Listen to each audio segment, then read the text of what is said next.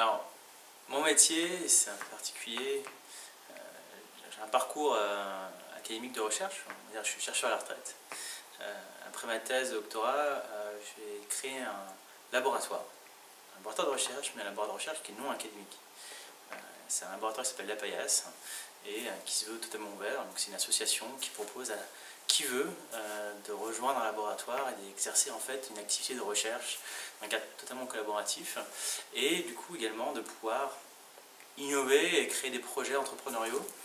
À côté de ça, une association qui se porte très bien, j'ai aussi monté une entreprise il y a maintenant 8 mois, qui est une jeune start-up qui s'appelle Pili et qui crée des colorants naturels en bioproduction, donc qui permettent de remplacer la pétrochimie et l'agro-industrie. J'ai été étudiant à l'ICES entre 2002 et 2005, donc ça fait maintenant 10 ans que j'ai quitté l'ICES et j'étais étudiant en biologie. Ce que j'en garde, c'est vraiment un parcours très divers.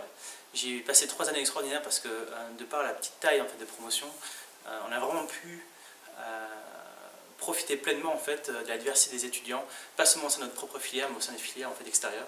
Ça, j'ai trouvé ça vraiment excellent. Ça a permis en fait aussi de créer à l'extérieur aussi des groupes de travail, des groupes d'amis qui étaient transversaux. Et je pense qu'aussi l'accompagnement que fait l'ICES, qui est beaucoup plus efficace que ce qu'on pourrait trouver normalement dans une université.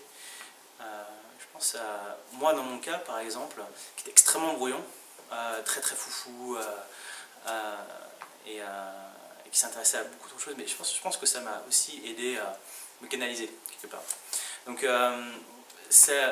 voilà, je suis très heureux de mes 3 années, d'ailleurs pour être très franc, parce qu'ensuite j'ai intégré l'école normale supérieure à Paris et je dois dire que j'ai trouvé l'accompagnement de l'ICES meilleur que celui de l'école normale supérieure.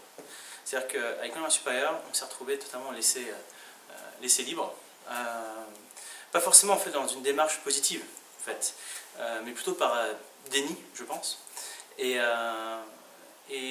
quitte en fait à sacrifier le projet pédagogique. Voilà. Et donc je pense que l'ICES a cette qualité, c'est justement d'avoir un vrai projet pédagogique pour les étudiants, d'accompagnement, et les amener en fait, du coup aussi au succès en fait, voilà, d'obtention du diplôme et d'obtention de compétences. Et ce qui fait la grande force, c'est le nombre d'expériences expérimentales, voilà, de travaux pratiques, ce que les autres étudiants d'université en particulier ne vont pas forcément avoir.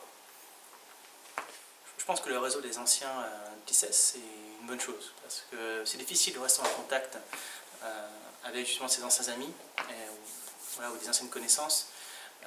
Lorsque ces personnes-là en fait, ont fait des choses très très différentes, on est souvent très jeunes quand on passe à l'ICES, donc on se voit souvent en fait, aux 4 coins du monde, dans des métiers très différents, des filières totalement différentes, et on est amené à plus totalement se revoir.